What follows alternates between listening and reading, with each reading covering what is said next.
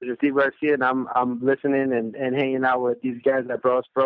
I just want to let you know that these guys are awesome. You got to tune in these guys. These guys are cool, man. These guys are fun to talk to. What's up, guys? We're back with another episode of the Bros. You knows, we are your BFF of the internet, and if you haven't already, check out our website, broesbros.com. We have a great show for you guys today. We're going to talk a little MMA, a little Marvel Cinematic Universe, and we're so excited we're going to be joined by Bellator fighter Steve Garcia. Really excited to get to chat with him. As always, I'm your host, Viet, and I'm joined by Matt Two-Stripe Alexander. Matt, what's up, buddy? Not much, man. I hurt my back. Got twisted up last night. Getting beaten up by everyone in the world. And jiu-jitsu. Oh, I also got slammed. I did actually get slammed because I was trying to open my closed guard and pull something at the same time, and the other guy was like, I'm going to stand up at the same time. And I was like, no, I'll be fine. I'll just let my legs slide down. Then I fell like 3 feet onto my back, and it didn't hurt, but he was like really apologetic. And then he continued to kick the shit out of me. Well, Matt, we're always happy to have you on the show. You bring us so much credibility. We're like, yeah, I'm bringing on a jiu-jitsu expert to help me break down some of these fights. And then you're like, and then a 90-pound girl picked me up and slammed me. Oh, man. Last night was worse. There was like a big girl, and by big, I mean she was like 150 pounds, but she was super good, so she felt really freaking heavy. And this was like at the end of the night, so naturally she just like swept me and was like kicking the crap out of me. And she mounted me, and I was like, oh my God, she's so heavy. And I thought about tapping to just getting mounted. And then I was like, no, I can't do that. So then she just settled it for me and put me in a Kimura. Oh, snap. Exactly. Oh, You guys over at Gracie Barra, that's no joke. Gracie Barra, man. That's how we do it. Carlos Condit, I saw on Instagram, he just started training in the gi, so technically I'm actually a higher rank than Carlos Condit. Carlos Condit, of course, also trains over at Jackson Wink MMA.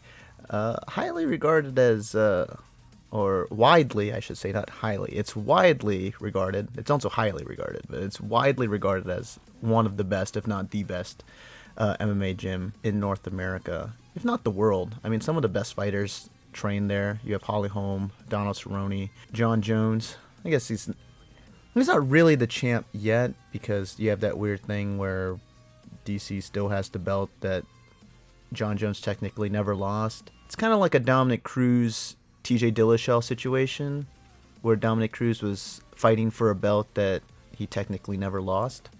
Yeah. So that's interesting. Jon Jones he won a unanimous decision, and it was one of the lamest unanimous decisions, a dominant unanimous decision. I mean, OSP was never really In the fight. Yeah, he had a couple shots that, I He mean, had some good yeah, maybe for a followed second. her advice. Yeah, for a second there, I guess some people were like, oh, this could be it. But yeah, Jon Jones was never really in any trouble. But it was funny because I think we're so used to these incredible dynamic performances from Jon Jones that even though it was a dominant 5-round decision victory, it didn't really impress people. In fact, a lot of people were saying ring rust, like maybe he put on a little bit too much muscle. He looked a little bit slower. He looked a little bit different. And what did you think? Did you think it was that? Did he not look as good this time around, or do you think this is just the evolution of Jon Jones? We're not going to see him take as many risks going forward. We're going to see a safer fighter, but he's going to do what it takes to win and preserve himself. I think it might be a little of both. I mean, he kept it classy with the jumping knee stomps and the hits to the back of the head, but I kind of missed the eye pokes. So, yeah, definitely not the same fighter. But, yeah, I don't think it's hard to tell whether it was ring rust or he said it was a change of opponent, and then, his trainers are talking about him doing a lot of powerlifting, and it's like messing up his cardio. I don't know. It's like, I guess a lot of those are small factors. You hear that a lot, though, like the guys, especially in MMA, and like the last thing any fighter wants is to be gassed, right? And you put on muscle, you see these like really muscly guys, and they're always the same kind of fighter. They're like these pit bulls that like come at you hard in blitzes, but they can never really sustain that. I mean, you see that with Yoel Romero, where he can kind of go out and just rain on people, and if he can get you, I mean, he's good enough and he's strong enough that he can finish guys within that limited amount of time. But if he doesn't, you kind of see him start waning a bit. In that Tim Kennedy fight, you saw Tim Kennedy kind of weather the storm, then come back, really hurt him. Really should have won the fight if not for the controversy of him getting the extra time on the stool to recover. And then he came back and knocked him out. Another guy like that, Tyrone Woodley. And Tyrone Woodley actually says that's by design. I remember I heard him on his D's Nuts podcast, and he was talking with Dominic Cruz, and Dominic Cruz was talking about how fighting it's like a marathon. You don't want to treat it like a sprint. You want to be able to keep up the same pace the entire fight. And Dominic Cruz was saying like he likes to keep that pace high and to train like that, because as soon as the other opponent starts slowing down, that's when he can kind of go in and do his damage. Right. Like, wait, Dominic Cruz, if you knew about, like, competitive distance running, you'd know that, like, yeah, people keep a steady pace, but there's also little surges where you try to, like, break away from the pack. And by that, I mean elite Ethiopian people that are like, boom, drop a 4:30 mile in the middle of the 5-minute miles. Yeah, well, so it's like a little give and take. I think that's what he was going at, though. Like, and then there would be those pockets where you try to take advantage of the other guy. And Tyrone Woodley was saying like he trains like the exact opposite. Like, it's not like this sort of constant output, and then like you find pockets where you can kind of get ahead. It's blitzes. You go out there and you just pour it on a guy, then you recover, and then you pour it on the guy, and then you recover. And it was a different mentality, and it's just the way he's built. And it was kind of funny because like they both sort of alluded to the fact that body type also plays a big role. Like Dominic Cruz is like, I mean, I would do that if I could. I'm not built like this swole jacked guy. That's why I've always really appreciated Dominic Cruz. He's very real. In many ways, he's like this great juxtaposition to Conor McGregor, and I think that's why a lot of people don't like Dominic Cruz, because he's so real. He does, But like the thing is, he's not, and so people hate it when they talk about fighters. He talks about fighters that they like, but the thing is, he also does that to himself. And that's what you have to really appreciate. And he's always been very honest about the fact that he doesn't have the power that other people in his division do. And he doesn't have these natural gifts. Like you were saying, he doesn't have the natural gifts Tyrone Woodley does. He doesn't have like just that natural strength, that large frame, the ability to just blitz people like that. So he had to tailor-make his game to his body type, and that's more of like that keeping the pace, marathon style. Speaking of Dominic Cruz, going back to UFC 197, there was another title fight there, Mighty Mouse Cejudo. And everyone now is saying Mighty Mouse should fight Dominic Cruz. Let's take a second and talk about how dominant Mighty Mouse's performance was over a world-class competitor in Cejudo. I mean, you're talking about an Olympic-level wrestler, one of the best, a winner at every single level. And, man, Mighty Mouse, like, iced him quick.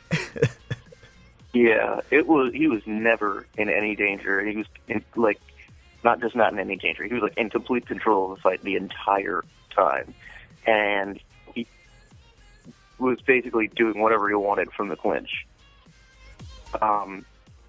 Luke Thomas had a really good breakdown, like basically frame by frame of the entire fight, and it was just like,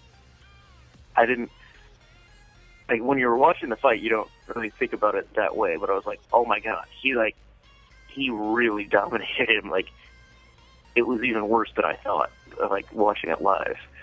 Yeah, I don't know. I mean, like, it looked pretty dominant live. I think that the real surprising thing was he was beating him where we thought Cejudo would have the advantage. I mean, being a wrestler, being a superior, not he wasn't the superior grappler, but going into the match, we knew that he was an elite grappler, and we thought that if he could beat Mighty Mouse anywhere, it would be there. Mighty Mouse would probably maybe have an edge in the striking department. And what was really surprising, Cejudo went out, took Mighty Mouse down. Mighty Mouse got up.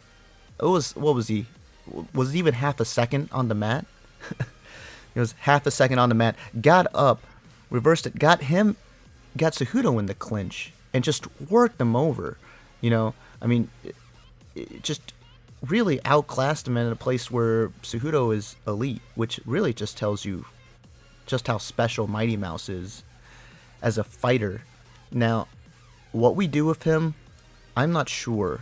Again, Dominic Cruz brought this up, and Dominic Cruz, being one of those very brutally honest people, he was like, when that division was made with Mighty Mouse in mind. And he was saying that, like, he could come up and fight him. He has the utmost respect for Mighty Mouse, and he said that he thinks that his fight with Mighty Mouse is one of the best MMA fights ever if you break it down, because it's two guys that aren't necessarily these elite athletes. They're just elite martial artists that were making the right decisions. And you know, he was pretty honest in that one of the big reasons why he beat Mighty Mouse is just because he was a naturally bigger person in that fight. And so Mighty Mouse, you know, when he fights at 135, he's not a very big guy to begin with. I mean, Cejudo's not a particularly big guy, and he seemed to kind of tower over Mighty Mouse a little bit, even at 125. So he's not a really big guy, and I think that's the problem. He's an elite level fighter. I think his skill set would translate to any weight class. Like, he'd be dominant at any weight class if he had the size to compete with the guys there.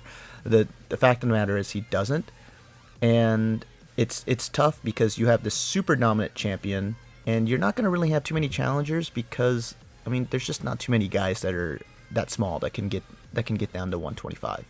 It's like the heavyweights, the other end of the spectrum. You know, there's just not a lot of human beings that are big enough to compete full time at heavyweight, and there's not a lot of human beings that are small enough to compete full time at the flyweight.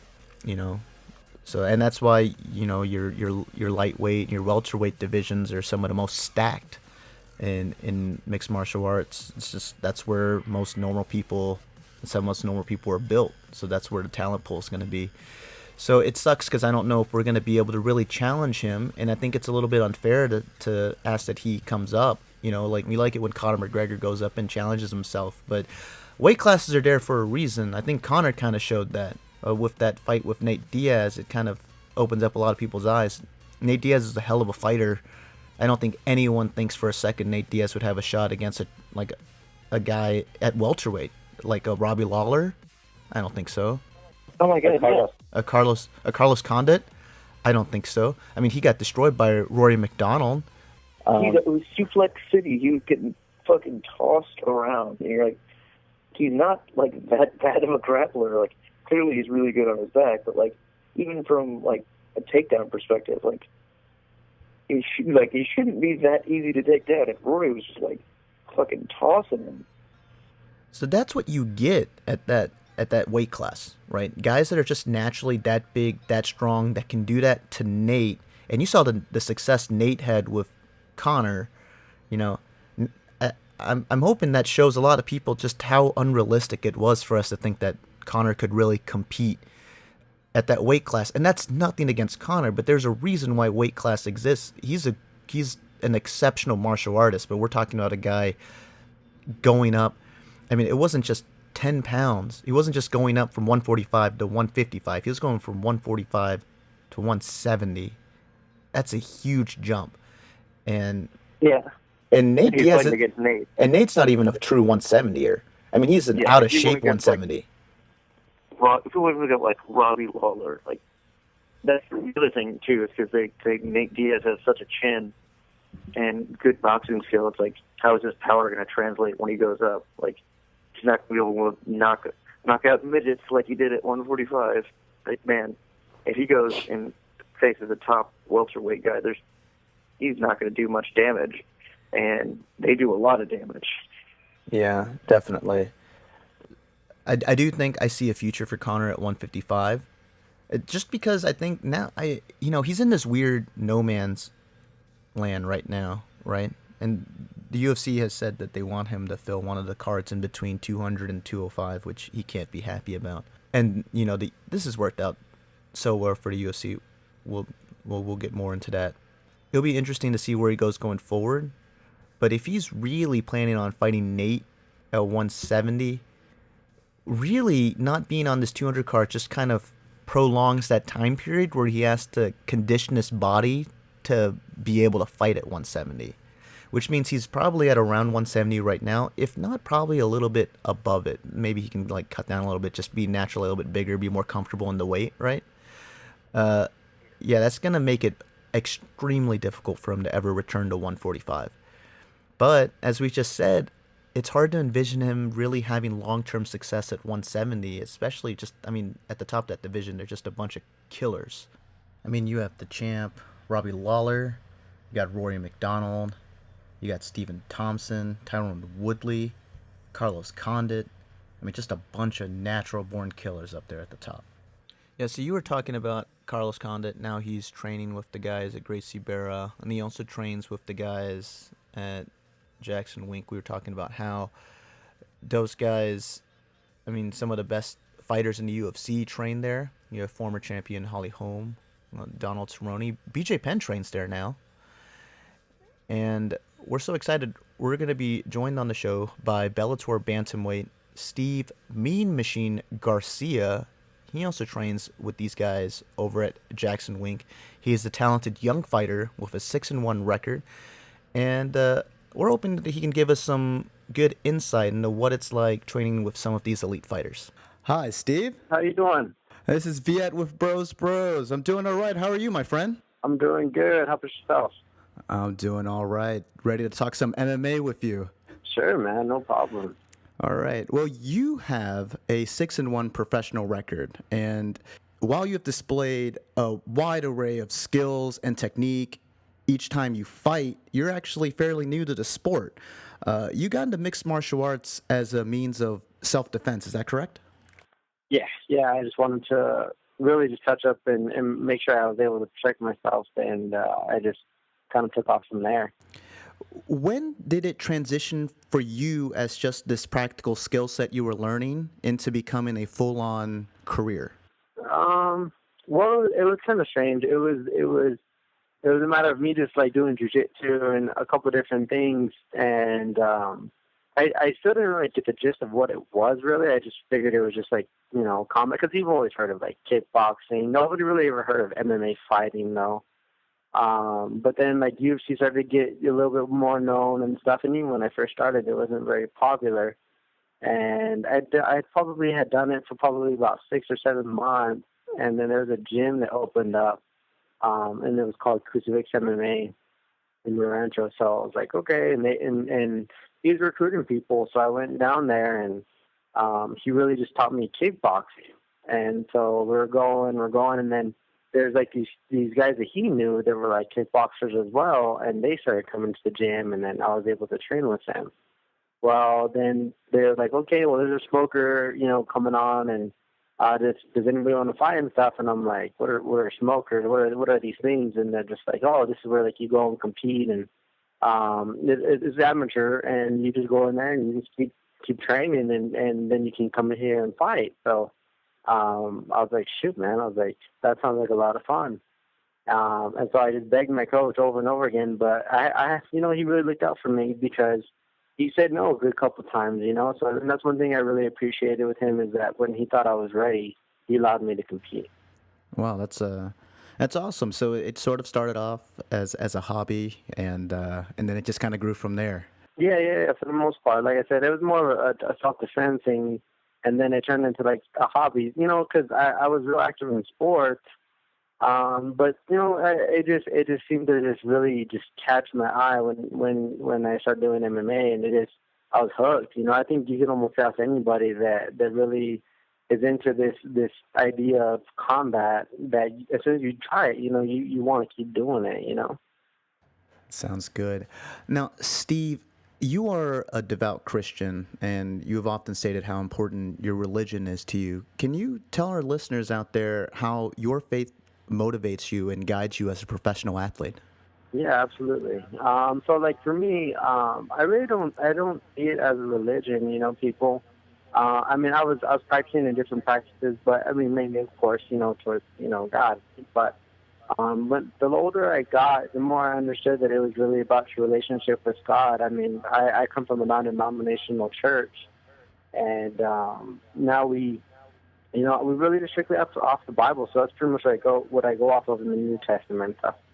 But my main thing is really, I was born dead, man. I'm not supposed to be here, but you know what? He let me live, and there's a reason why I'm here, And if I can impact the world in any sort of manner, I think that I'm doing, God justice, and that's why I feel like it's so important that I can portray who I believe in and who I give the glory to when I fight. No matter, I mean, what can you do for it, really? There's nothing you can really do about it. And the man that deserves it in my eyes is God. I'm just happy that He gave me the win, and I have the ability to go and perform and enjoy what I do. But try to reach people, let people know, like, hey, man, I went through this whole long list of things. I put my faith in God. If you can do it, this is where I'm at. You should try it. That's kind of where I've really wanted to take this as far as my Christianity beliefs, and I'm not trying to like force anything on anybody, but just try it. There's no wrong that can come from it. It was the best decision I made for myself. That's a very inspiring message, I think, for the fans out there. And one of the reasons why I think you are a great role model for especially the young athletes that are looking at potentially getting into the sport. Very just listening to your other interviews, you're always very humble, very grounded. No, I'm blessed, man. I'm blessed for sure. Now, you recently fought Ricky Tercias in a tough split decision loss. This is your first professional loss. And that gives you a great opportunity to really fine-tune your skills. What did you learn from that match that you believe will improve you as a fighter going forward? I learned quite a bit. I learned that you can lose. That was the first thing I really picked up, because I've never lost, even in my amateur career. I have 14 amateur fights, and then I think six pro fights. I think that adds up. I'm sure what. One, that you're not invincible. That's one thing. There's always something that you can always learn from and grow from, because every time I fought, when I won, I always tried to learn my mistakes, because I didn't want to lose, and that was one thing I think that has brought me very far. But the higher and higher I climb the rankings, the tougher and tougher the opponents are.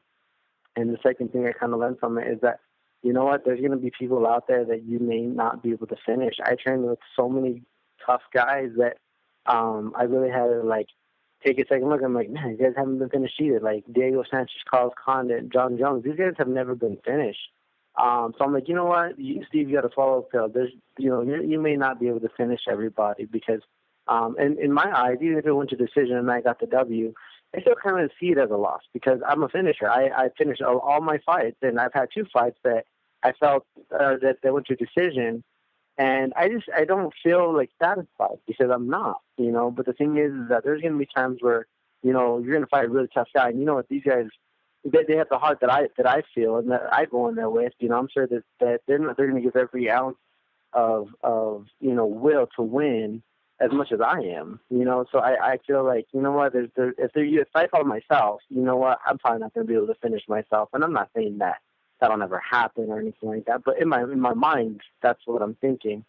So I really had to understand that, what, Steve, sometimes you got to go in there and follow a game plan and win, whether it's by points or whether it's by the strategy that we've come up with for the fight, instead of just relying on my abilities as is. This game is getting more and more technical, more and more smarter athletes are coming into the sport, and it's not a barbaric sport. People think it's barbaric, but it's really not. I know a ton of smart people that are competitors, athletes, and fighters, and man, you're just like, dude, like they have degrees and they have knowledge and many different other aspects of life, and they're smart. They're not idiots anymore. So you just really have to kind of go along with it, because you don't want to be that dumb guy going to this sport and then being just getting beat up all the time, going into brawls and stuff. And I catch myself doing that at times, because I don't know if it's just the nature of it or what, but you can get caught up in it very easily. And I want to make sure that I'm still technical, and that I can go in there with a game plan and follow it.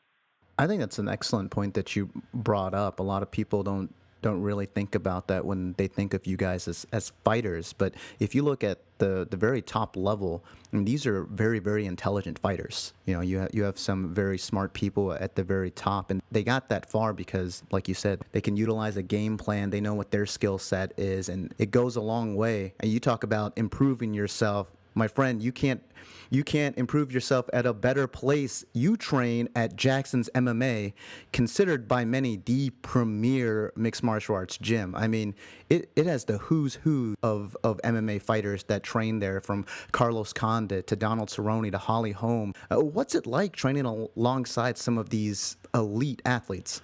Honestly, it's an honor. It's a privilege, at least in my eyes. I mean, I'm very close to a lot of these guys, now that I joined the team, a couple of years back, and I've always known them. I've always came in and out that gym just because it's in my backyard. But I've made a full-time commitment to them about a year and a half ago or so. And they've really accepted me. They've taken me in, and it's awesome because I really can. I just go in there and I can just watch and I can learn. I mean, people would pay money to be where I'm at, and they would pay big. Like, you can just, you honestly, you can, get on your phone and just record something, and it's money. I mean, it's something that you can learn, that you can utilize. So that's one major thing that I've been using is, like, I just sometimes just sit on the sidelines and watch after practice, and everybody's such a hustler there that they're working after practice, and they're going through techniques and what they've been learning or what they've been watching, or they went from here and they went to a different gym and this is what they took from it and they brought it back. So it's definitely a huge vessel in how to evolve the sport too, because everybody else is learning and trying to be the best. So they're all trying to get good while I'm trying to get good. So we're all just trying to get good together. So it's awesome. It's a very it's an awesome environment. Everybody has their backs there, each other's backs, and we just have fun too. We, at times, you just bump the music up and, you're dancing and grooving, and, there's times you're just laughing, and there's times where, it's down, it gets, gritty, and you have to grind things out and stuff. But at the end of the day, we all get along, and we all pretty much just, work as a unit, and it's awesome there, man. I definitely enjoy being there. Yeah, I can't even imagine for us fans out there, just the level of talent at that gym. I mean, you hear about these sparring sessions between Cerrone and Pettis, and everyone's just kind of gathering around and watching that. You can put on some pretty high-level MMA cards just with the roster from that gym. Now, one of your teammates in particular, considered by many the pound-for-pound best fighter on the planet. The rumor is Jon Jones looks extremely focused and motivated ahead of his fight with OSP. You have any insider insights for us on how Bones is looking? Yeah, man, this guy's freaking, he's a monster, man. I talked to him a little bit this morning. But you know what, this guy, he's a champion for a reason. This guy is, he's on a level of his own, really. People think that they can hang. Cormier thinks he can hang. I'm not saying anything against him because he's a phenomenal fighter too. But I can see, with my own two eyes on how well Jon Jones knows the fight game, and he's a very intelligent man too. He's not one of those guys that just goes out there and just all he knows is fighting. I guarantee this guy, you sit down and have a conversation with him, and he can really talk to you, and it doesn't sound ridiculous. His skill set is top notch. His wrestling is top notch. The coaches we have and we train with are top notch, and that's why he is what he is. And that's why I feel like a lot of our fighters at that gym are very good as well. People, of course, you're going in there alone. It is a team sport, but you're competing and you're by yourself. You know what I mean? So really, at the end of the day, you have everybody's help, and you can utilize it as much as you can. But at the end of the day, when you're stepping in that cage by yourself, it's really a position that you put yourself in where you shouldn't lie to yourself. And I think Jon Jones does an awesome job as far as him truly believing that he's the alpha male of the division, the pound for pound number one. He really believes that. He really knows it, and I think that just escalates even more into how good he is. There's times where I'll have a mid-session with Coach Winter and he has after, and I'll just sit back and I'll just watch him hit and miss just because he's good. I'm learning stuff just by watching him, and you can just take a little bit away. And like I said, that's another awesome thing about being at Jackson Wink MMA. Like I said, just the talent there and everybody there. I know Holly lost her title, but just watching them and watching how the coaches interact with them, and you just can go in there and you just learn. It's there. Why not take advantage of the opportunities? Oh, for sure. But let's take a moment. Let's talk about you real quick. You're an absolutely exciting fighter. I've watched a few of your fights. You couple dynamic striking with a very impressive management of distance, and you're actually one of the bigger guys in your division too. Tell the fans out there why they need to tune in to Bellator whenever Steve Mean Machine Garcia is fighting. Well, every time I go into a cage, I acknowledge that it's a fight. And I want to make sure, when people hear, Steve Garcia's on the card, what they're gonna want to tune in. I'm always gonna try my best. I'm gonna try everything I can to give my heart and soul into this fight, because I train so hard for months at a time for that particular fight, and I really want to wow the fans out there. I want people to watch this fight and just say, oh my God, man, this guy's good, or this fight is crazy, or I want to be talked up so highly to where people are going to forget. I want unforgettable matches, and I want unforgettable performances, because I've trained so hard, and that's kind of all behind the scenes. How many hours I really spend in the gym, and I know people say that all the time, but I run mountains every single weekend. I run, probably 10 to 15 miles a week on top of my 3 or 4 day training practices in the gym. It's that extra stuff that I work so much more, I feel like, than a lot of these people. I'm not saying all of them, but, in my eyes, in my head, I believe that, I have such a, workhorse mentality, that I want to go out there and utilize it, because all that stuff that I had done before this fight, is going to show that, I work hard. I'm an exciting fighter. I study the best fighters. I study Jon Jones. I study Cormier. I study Dominic Cruz. Those are the three main guys that I really like to use, because they're both very long, they're very lengthy, they're not crazy muscular, but they're good in all aspects. And Dominic Cruz footwork. I mean, I try to use everybody's best tools, and I'm trying to create the perfect fighter, at least, in my eyes. I take a little bit of Garcia and his timing on his takedown, and just everybody else's stuff. I want to see why these champions are champions and what they're using, and I want to try to use it. And if it works, great. If not, then I'll stop it and I want to go into the next thing. But I just put everything. I put my heart and soul into these fights, and it's an honor and it's a privilege that they all are there, and that they're there to watch me. You know what I mean? Because I've been to fights, and you're just like, oh man, they just kind of just holding each other on the floor, and that's one thing that really upset me on this last fight, is that I felt like I was going in there really trying to finish Ricky, but he went in there and he did his homework, he did his game plan. He knew that he shouldn't get hit by me, because I know I hit pretty hard. I know that I can put my shots together. And he did a good job. He went in there and he won, but for me, I want to go in and finish. And, I was trying to hit him with hard shots, and I was trying to hit him with times, but you know what? He did it. I let him hold me against the cage. So that's my fault. But, I wanted a more exciting fight. I felt like the times that I was able to get away, I tried to put more explosiveness. I tried to, throw a couple flying knees. I tried to, just make some sparks fly. I want fireworks in there, because that's what people pay money to see. those are performances that people want to watch, and that's kind of where I want to take my career, because I want people to know who I am, you know. Man, you're getting us excited. We can't wait to watch you fight now. What do you have any fights lined up? Right now, not yet. We're actually getting ready for negotiations because my contract's been made with Bellator. It's getting ready to, actually. I don't know. I think it's in the first week of June or something like that. So I've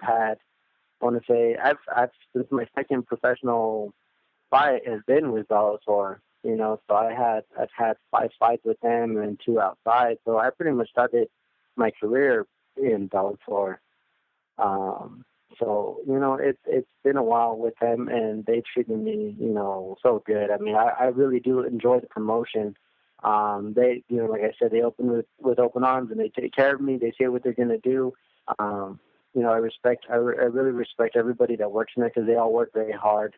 I got to know a lot of them, and you know what, these guys, they just don't care about the promotion. They care about the fighters, and that's one thing I really do respect as well with Bellator MMA. You know, I know that they're taking steps in the right direction, and they're getting far, and they're climbing the ladder just like I am too in this world.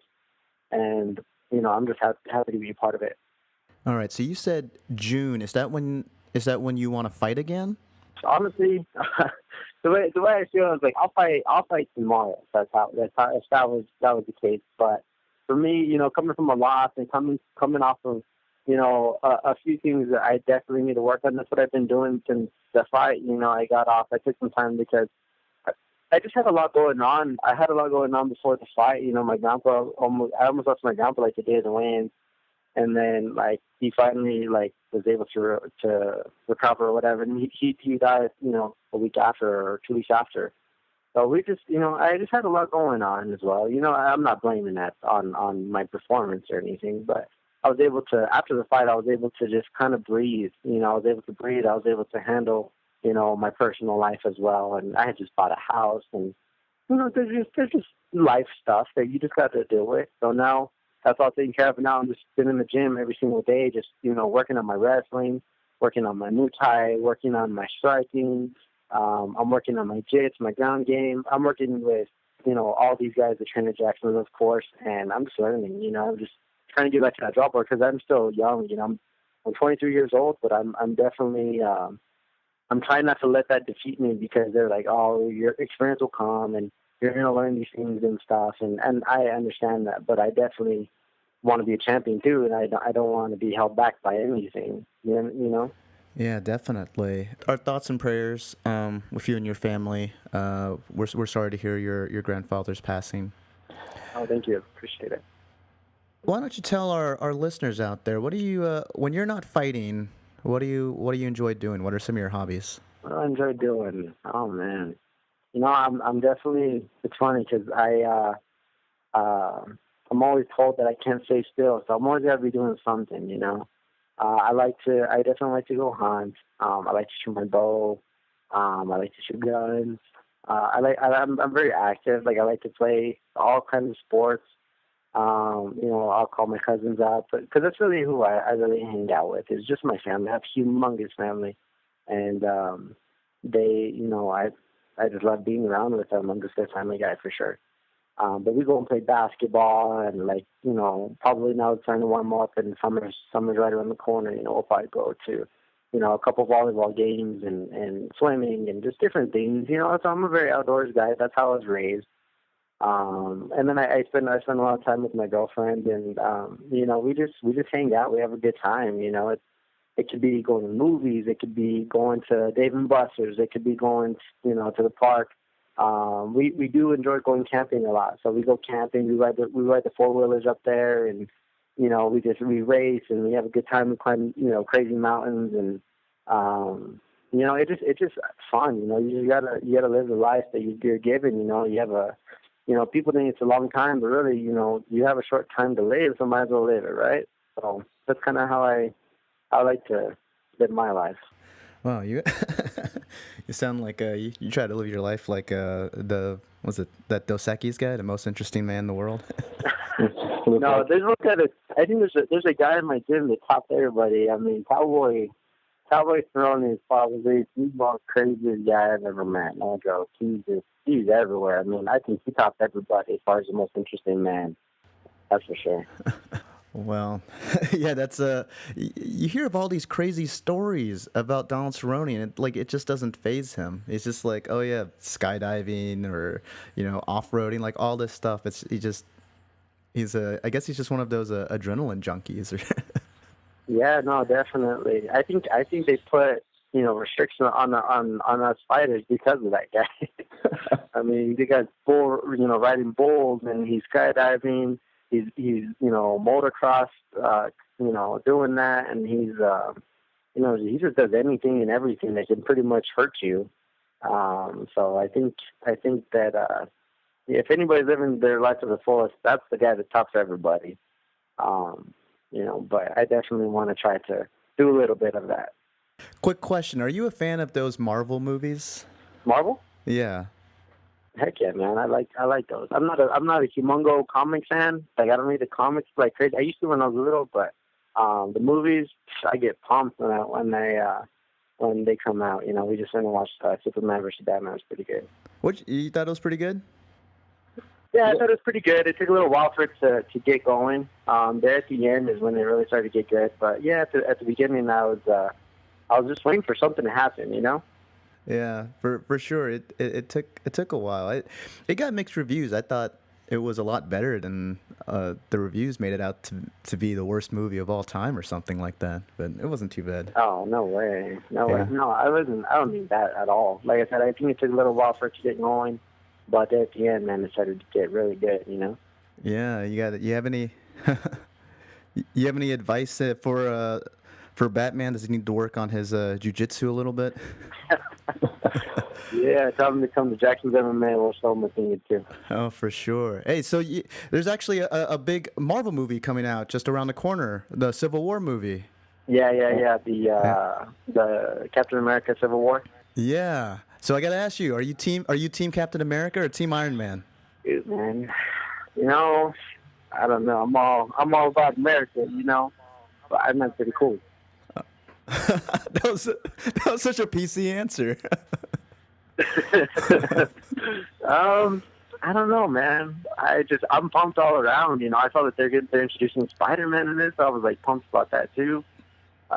Shoot, I don't know. I like Captain America. Yeah, I guess I'm Captain America. I'll be Team Captain America. All right, Team Captain America.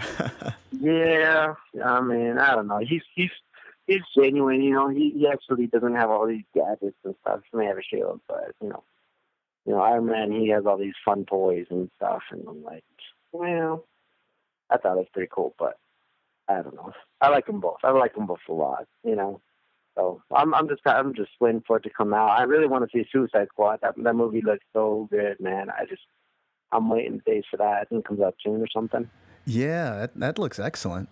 That looks pretty sweet. I mean, Will Smith's in there. I mean, that's good. All these good characters, and the characters they kind of really haven't brought out, So I'm pretty pumped to see that. And the new Joker looks pretty crazy. So I don't know, man. I'm just pumped mainly for that movie too. So yeah, those are movies I get pumped to watch too. When Batman and Superman came out, I watched that like the week they came out. That's pretty cool. Steve, we're gonna wrap it up. It's been a real pleasure getting the chat with you. You're a really cool dude. I know we said earlier that you get to train with some very high profile athletes there at Jackson MMA, and I know your career is just getting started. I don't think it's going to be too long before you reach that level as well, both in your career and your overall popularity with the fans. You are a humble fighter. You are a hungry fighter. I know we cannot wait until your next fight. Thanks, man. I appreciate all those nice things you say, because that's definitely something I definitely want to portray. But yeah, no, same here, man. It's awesome getting to get on the show with you and talk to your listeners and yourself. You're a very cool guy as well. And anytime you guys want to talk, let me know. Just give me a call, and I'll be happy to do that anytime for you guys. Oh, for sure. As soon as there's an announcement on your next opponent, we're gonna have to chat with you. Good luck, my friend. We wish you all the best in your career. Thank you, sir. I appreciate it. Appreciate you having me. Man, Steve, he's a really really cool guy.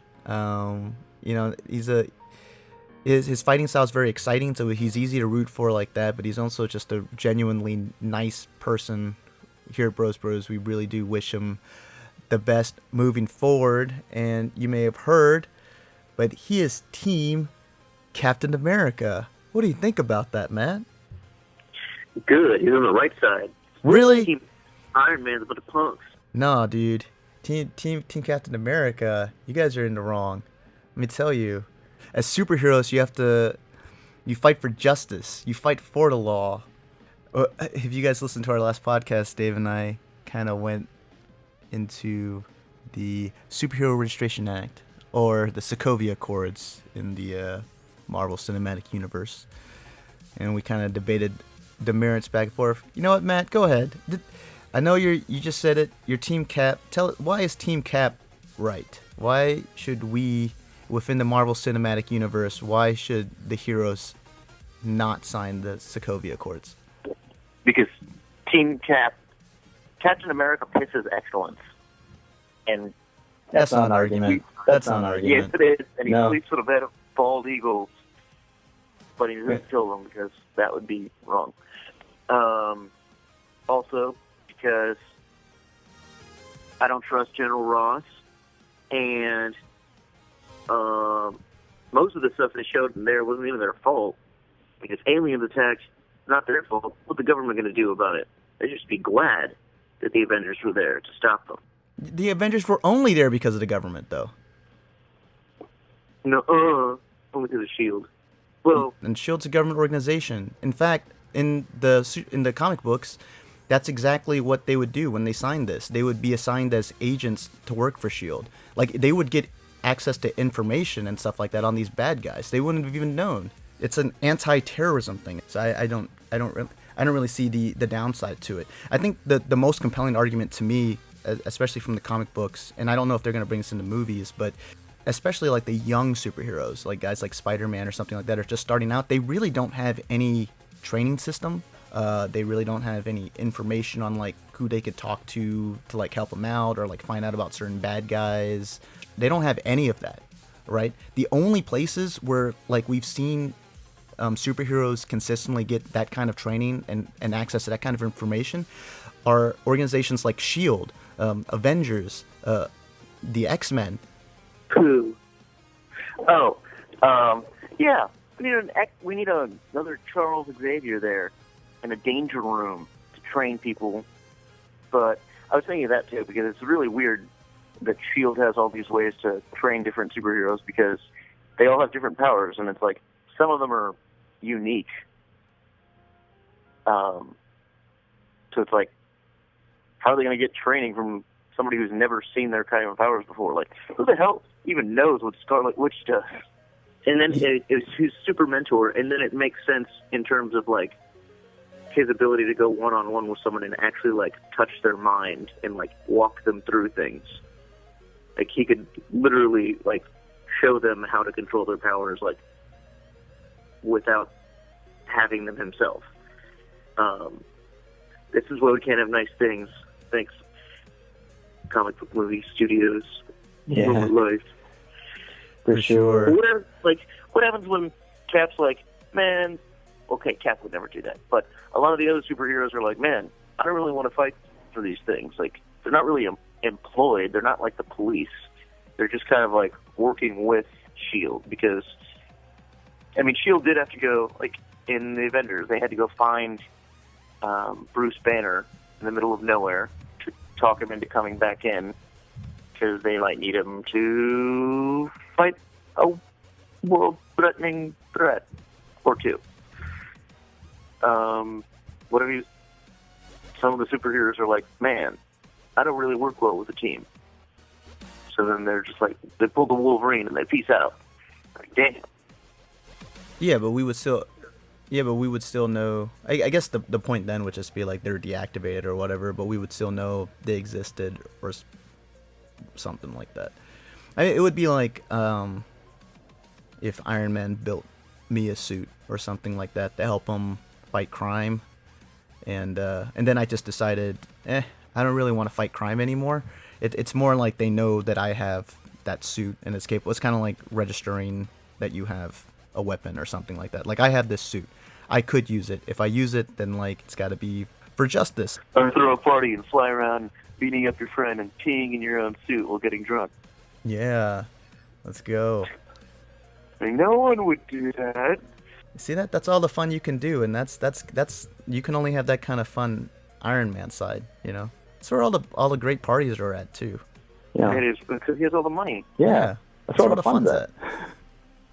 Building your own towers and shit. That's awesome. Yeah. Well, that another X-Men corollary to that is the Genosha and like having he leads like Magneto leads an exodus of mutants and they form their own society like apart from humans. Under the Sokovia Accords and those things, that's definitely, it's not a social contract, it's a literal contract. But it's trying to merge those two worlds because, like, mutants, I said the M word.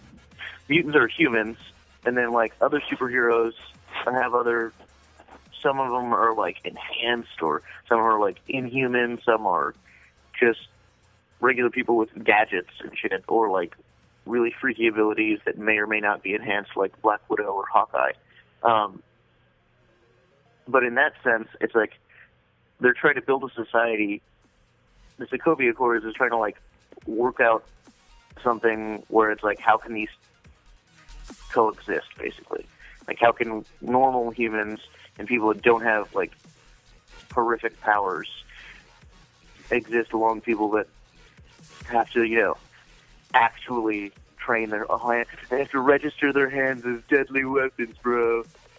Okay, so when I talked about this with David originally, there's 3 different ways to look at it. The original story arc, it came out during the Bush administration when he was putting in the counterterrorism measures, namely the Patriot Act, and this was supposed to be a political allegory how we've started giving up a lot of civil liberties in the name of national security. And so I think and it's also a little skewed because this is a world where people are superpowered, so it doesn't really work. I think in the real world context, like, that's a different argument. I think also in the comic book context, it's a different argument because, like you said, in the comic books, they're just more prevalent. Yeah, it's more of a normal thing in the comic book story arc. And then you have the MCU, which I think is then even different because, like, the guys that you see fighting in Captain America Civil War, according to the MCU, that's about it. I mean, we're only missing like a few guys from there. We've had an expanded universe now. We have with the Netflix series, so now we have guys like Daredevil, but like Daredevil's stupid because he only stays in like Hell's Kitchen and he does his like one thing. He just like fights against guys that want to build luxury condos in his part of town. That's it. And then like a bunch of ninjas. No gentrification! It's like, sorry, dude, but like this is already a little outdated because Hell's Kitchen's already been gentrified. And then you have Jessica Jones. It's just sort of like an anti-hero, but her series also introduced Luke Cage. So we're slowly starting to get a couple more superheroes in there, but still, for the most part, the guys that we'll see fighting in Captain America Civil War, that comprises of basically a majority of the superpower, the people that the Sokovia Accords would apply to, minus the Hulk, who I guess is in hiding, or is Bruce Banner doing something with Thor? That's why they're not involved? It's also a great way of putting like 2 wrecking machines like out of the way, because that would have like really skewed it. It's like Hulk and Thor are both on Cap's side or both on Iron Man's side, so the fight's over right now. Oh, yeah. But I mean, Vision's on Iron Man's side, which leads me to believe that Iron Man may be more in the right within the context of the MCU, where there's maybe 30 or 40 of these types of people on the planet. Like, yeah, we should have them register. It would just be like your next door neighbor happens to have like a bazooka that could like blow up a city or whatever, and he can go out there and he fights crimes with it, but we would like for him to be regulated and at least have the authorities know that he has the super weapon, right? So if there's only like 30 or 40 or something like that, I think it definitely makes more sense. But as David pointed out in the last segment, Vision was on Cap's side in the comic book arc. Yeah, and now it's you have to put him against Scarlet Witch. So yeah, so that's a flip. I mean, yeah, it'll be interesting to. It looks like we will get to see Cap fight Iron Man. It looks from the trailer, Winter Soldier's usually always there, so it's more of a 2-on-1, and that's generally how they've always done the fights between Cap and Iron Man. Whenever they fight, there's usually a caveat. They never just like fight straight up because Iron Man has like the super powered suit, so it's a little bit unfair. And this one's inside too, so it's not like he can just fly away. Yeah, it's like in a very small concealed basement with like locked doors or something. So the other thing about what's it called? Thinking of like society, how are people going to fit into society and how they're separate from it. I'm really excited to see Black Panther, and see how much of Wakanda that they introduce in regard to that, because like they're that isolated society.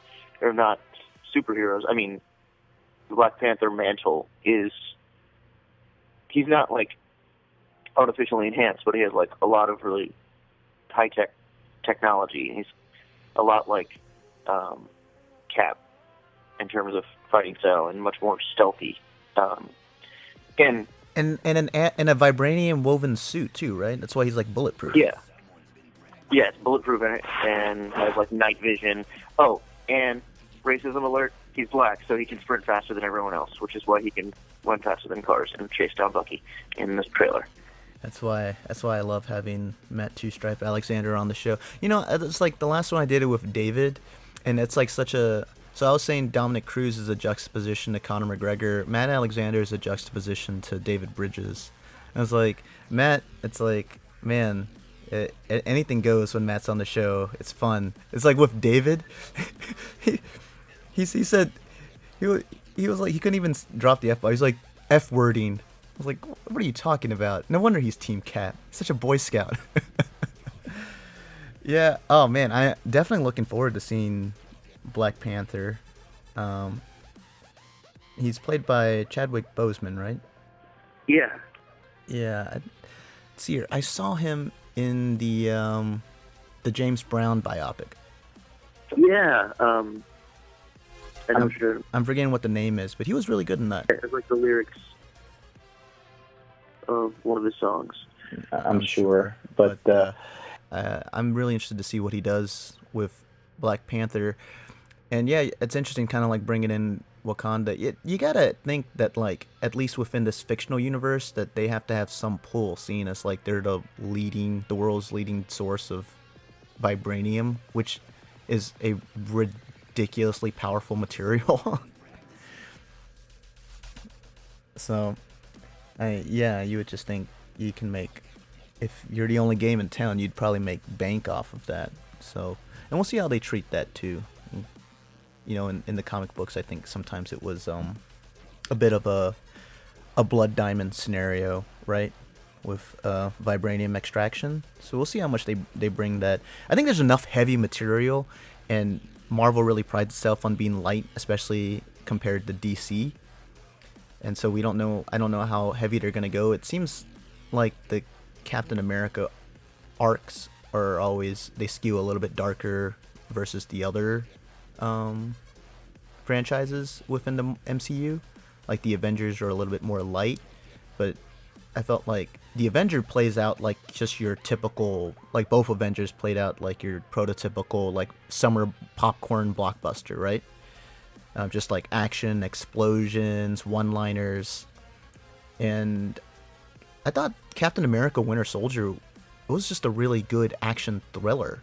Like, it was definitely a blockbuster movie, and they had like great action set pieces, but it played like a good action thriller. If you replaced like Captain America with just like some no-name CIA operative, and this was just more of like your typical like government conspiracy story, it would still work.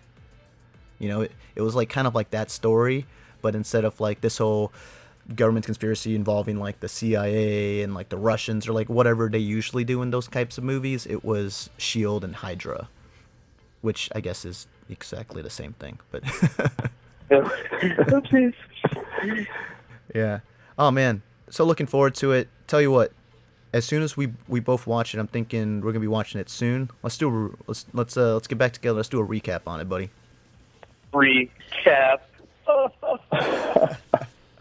All right, and now to the moment you guys have all been waiting for. Did we come up with a name for this?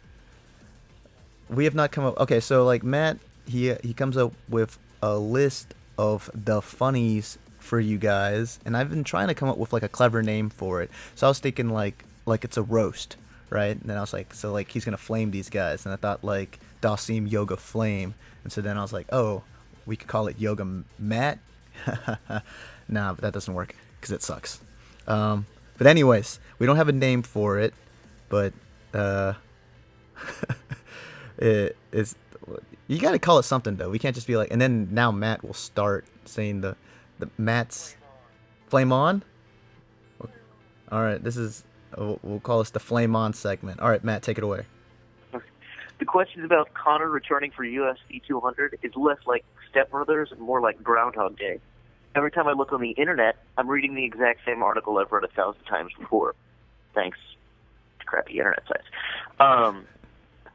Joe Rogan at UFC 197, he mentioned that the technical stand-up is ill-advised MMA. I was thinking, like, how the hell else are you going to stand up? Like, the only thing worse than a technical stand-up is your stand-up, Joe. Please don't judge me. Reebok released their new uniforms. Now fighters can get screwed over and look ugly with every color of the rainbow, pot of gold not included. Kevin Costner thinks MMA should be an Olympic sport. I agree, bro. If you build it, they will come, and they'll probably yell for quick stand-ups. Oh man, Bellator, Ben Henderson. He took a worse beating than Bellator's stock after Dada 5000 heart failure. Henderson, however, got back up.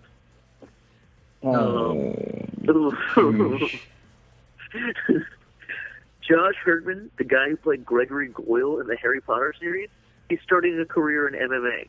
Let that be a lesson, kids. Don't make fun of the fat kid, especially if he can do magic and jujitsu. And Cyborg tweeted or something about Ronda Rousey's shadow boxing or Shadow 1. He's like, man, that's cool. I saw Cyborg shadow boxing too. I could tell because the shadow has 3 legs and it's pissed hot. And see. Wow. That was a pretty good burn though, from Cyborg to Ronda. Also, we didn't even talk about it, but that Henderson fight, I thought it would be a little bit more competitive. Though it's one of those. It's like the kind of narrative that it's like, oh, this guy's a good fighter and the UFC is a great organization. Again, we seem to discount how much of a factor weight classes are. I kind of think that, what's it called? I kind of feel like Bellator set that up to be like, haha, look, our guy's so much better than this other UFC dude. See, we're just as good as the UFC. Well, I don't know. I don't know if they set it up like that. I think there was a good chance that they thought Bendo was going to win, and I think it was good for them either way. If Bendo wins, then they brought over this amazing fighter that just beat their welterweight champion from the UFC. They just brought over an elite fighter. Now they get to kind of say, yeah, they brought over an elite fighter, and he was fighting out of his weight class anyway, so we'll let him fight at 155 next, and that would be more indicative of his talent and abilities. But man, check it out. Our welterweight guy's legit. I think Bellator stock definitely went up with that fight. And you know what? Steve Garcia was just on our show. We have a lot of talented fighters over in Bellator. For a lot of these MMA guys, it's just about opportunity and the ability to fight some of these higher ranked guys, these more high profile guys. Just look at how big Nate Diaz is now because he beat Conor McGregor. He didn't get that much better. It's not like before he fought Conor McGregor, it wasn't like the day before he fought Conor McGregor, he was less of a fighter. but he's just so much bigger now than he was then. So, a lot of it's just opportunity too. It's not just skill. I think there's a lot of talented fighters over in Bellator. I think that fight proved it. And I also think it proved that weight classes matter. I would love to see Bendo go down to 155. I don't know if he gets an immediate title shot with Will Brooks, but there's a lot of killers at that 155 division over in Bellator, so I'd like to see him in there in the mix. That was surprising, though. I thought it would be a little bit more competitive than that, I'll tell you that much. I knew the guy's size would give Bendo some problems, but man, that was completely one-sided. All right, Matt, I know you got to go here in a bit. As always, it is a pleasure speaking with you, my friend. All right, thank you, man. Thanks for having me. All right, and until next time, guys, we are the Broest Bros, you knows.